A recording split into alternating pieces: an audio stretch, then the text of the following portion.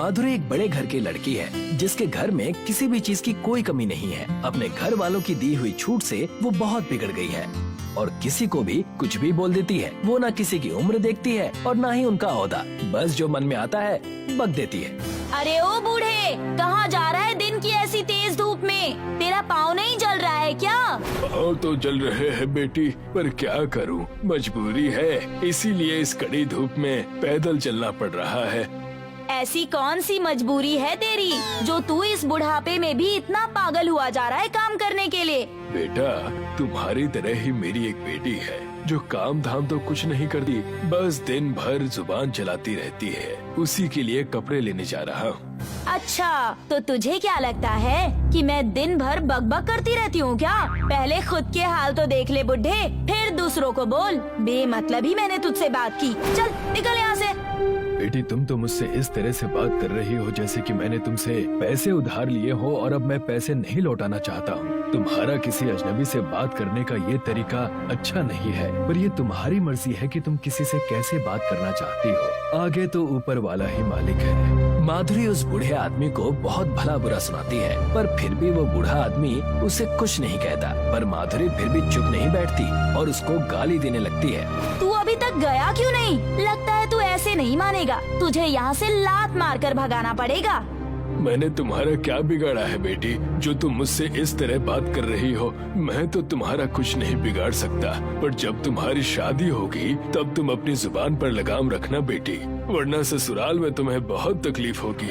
सब लोग तुम्हें तो कोसेंगे ही, साथ ही साथ तुम्हारे घर वालों को भी कोसेंगे कि उन्होंने ये कैसी लड़की पैदा की है जिसके अंदर बात करने की तमीज और संस्कार नहीं है।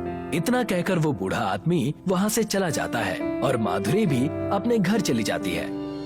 अब माधुरी बड़ी हो गई है, इसीलिए उसके घर वाले उसके लिए रिश्ता ढूंढना शुरू कर देते हैं और जल्दी ही एक अच्छे घर में माधुरी की शादी हो जाती है। कितना छोटा घर है इनका, इससे कई गुना बड़ा तो मेरा मायका ही था। पता नहीं क्या देखकर मेरे घर वालों ने इस घर में मेरी शादी करवाई। मेरा बस चले तो मैं इस घर से बड़ा अपना टॉयलेट बनवाऊं। माधुरी की शादी तो हो गई थी, पर अब भी दिन भर घर में बकबक करने की उसकी आदत नहीं गई थी। वो ससुराल में भी किसी की उम्र का लिहाज नहीं करती थी और जो मन में आता बिना सोचे समझे बक देती थी। एक दिन उसके घर के बाहर एक भिखारन आती है और उसका दरवाजा खटखटाने लगती है। माधुरी बाहर आती है और भिखारन को बहुत खरी खोटी सुनाती है। क्या हुआ रे बुड्ढी, क्यों दरवाजा पीट रही है? तुझे सांप ने काट लिया है क्या? नहीं बेटा, सांप ने नहीं काटा है, बस मुझे जोरों की भूख लगी थी, इसलिए तुम्हारे दरवाजे पर आई हूँ। कुछ खाने को दे दो इस गरीब को। क्यों दूं तुझे खाने को? खाना क्या यहाँ तेरे खानदान वाले छोड़ कर गए हैं? चल निकल यहाँ से, बड़ी आई खाना खाने। बेटा, मैं भूखी जरूर हूँ, पर मेरी भी कुछ इज्जत है। तुम मुझे इस तरह से गाली क्यों दे रही हो? गाली नहीं दूं तो और क्या तेरी पूजा करूं? चुपचाप चली जा यहाँ से, नहीं तो डंडे से तेरा सर फोड़ दूंगी, भिखारन कहीं की। बेटा, अब तू अपनी हद पार कर रही है। तुम्हें किसी को गाली देने का अधिकार नहीं है और मेरी कोई हद नहीं है, समझी? गंदी भिखारन कहीं की। तुम जो ये बकबक करती रहती हो ना, तुम्हें इंसान नहीं मेंढक होना चाहिए था, जो पूरी रात टर टर करता रहता है। तूने मेरा अपमान किया है, इसलिए मैं तुझे श्राप देती हूँ कि तू रात में मेंढक बन जाएगी और दिन में इंसान। बूढ़ी भिखारन श्राप देकर चली जाती है और जैसे ही शाम ढलती है और अंधेरा होता है, माधुरी श्राप के हिसाब से सच में मेढक बन जाती है। अब वो मेढक बनकर पूरे घर में कूदने लगती है। अरे ये क्या हो गया है बहू को? लगता है किसी ने जरूर इसकी हरकतों की वजह से इसको श्राप दे दिया होगा। अब मेढक बनी माधुरी रात को किचन में कूदने लगती है। वो सिंक और डस्टबिन में पड़ी गंदगी खाती है।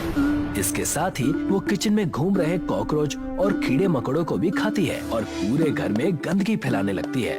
हे भगवान, ये मेरी बहू को क्या हो गया है? ये तो सारी गंदगी खाने लगी है, ऐसे तो ये मर जाएगी। लगता है अब मुझे ही कुछ करना पड़ेगा। सास सुबह होने का इंतजार करती है। सूरज की पहली किरण के साथ ही मेढक बनी माधुरी फिर से वापस अपने पुराने रूप में आ जाती है और उल्टियाँ करने लगती है। मैंने ये क्या खा लिया? ये क्या हो गया है बहू तुझे? तू रात को मेढक कैसे बन गई? मुझसे बहुत बड़ी गलती हो गई है माँ जी। मैंने एक बूढ़ी भिखारन को गाली दे दी और उसने मुझे श्राप दे दिया कि मैं रात को मेंढक बन जाऊंगी। ये तुमने ठीक नहीं किया बहू, तुम्हें किसी को इस तरह से गाली नहीं देनी चाहिए। अब इसका फल तो तुम्हें भुगतना ही पड़ेगा।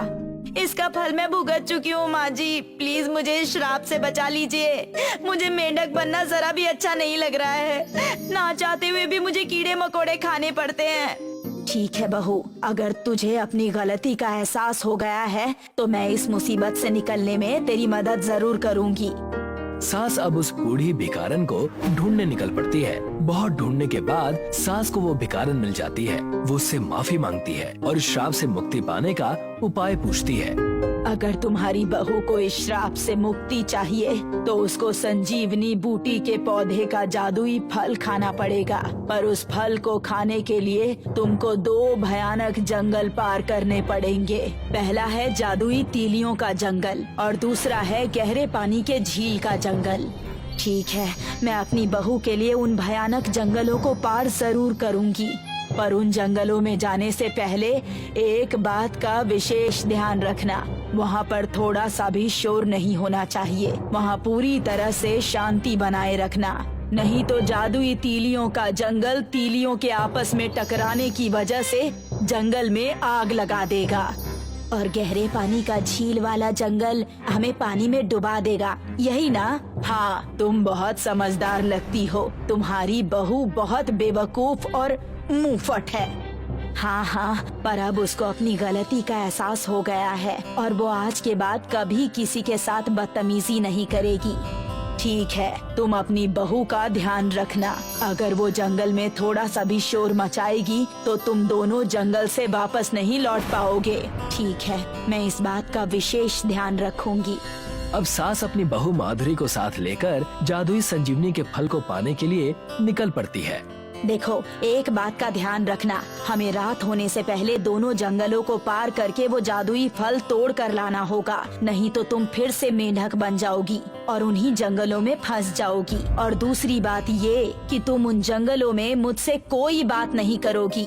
ठीक है माँ जी, मैं ऐसा ही करूँगी। अब माधुरी और उसकी सास जादुई जंगलों में प्रवेश करते हैं। कुछ दूर जाने पर माधुरी अपनी सास को दिया हुआ चुप रहने का वादा भूल जाती है और कुछ पूछने लगती है। तभी माचिस की तिलियां आपस में रगड़ती हैं और पूरे जंगल में आग लग जाती है। सास माधुरी का हाथ पकड़कर वहाँ से दौड़ती है। भागो यहाँ से! मैंने तुझे पहले ही कहा था कि यहाँ शोर मत करना। दोनों आग से बचकर गहरे पानी की झील वाले जंगल में पहुँच जाते हैं। उसको पार करने के बाद दोनों उस सुनहरे जंगल में पहुँच जाते हैं जहाँ संजीवनी बूटी का पौधा है। सास उस पौधे से एक फल तोड़कर माधुरी को देती है। माधुरी फल खाती है और भिखारन के श्राप से मुक्त हो जाती है और अब माधुरी किसी से भी बदतमीजी से बात नहीं करती और सबका आदर करने लगती है।